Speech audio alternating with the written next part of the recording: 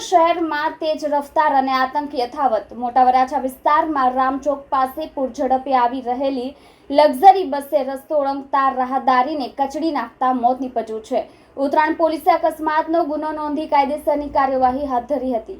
મોટા વરાછા વિસ્તારમાં યોગી ચોક પાસે ખાનગી લક્ઝરી બસ બેફામ બની હોવાની ઘટના બની છે। મોટા વરાછા વિસ્તારમાં આવેલા રામચોક નજીકના મણકી મા ચોક ખાતે રસ્તો ક્રોસ કરી રહેલા એક યુવકને પૂરપાટ ઝડપે દોડતી ખાનગી બસ ચાલકે કચડી નાખતા ઘટના સ્થળે જ મોત નીપજ્યું હતું। અકસ્માતના પગલે મોટી સંખ્યામાં લોકો એકઠા થઈ ગયા હતા અને ડ્રાઈવરને પણ ઝડપી પાડ્યો હતો।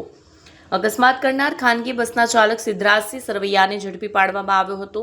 ઉત્તરાયણ પોલીસ દ્વારા બસના ચાલકે સિદ્ધરાજસિંહ વિરુદ્ધ અકસ્માતનો ગુનો નોંધીને વધુ કાર્યવાહી હાથ ધરવામાં આવી છે।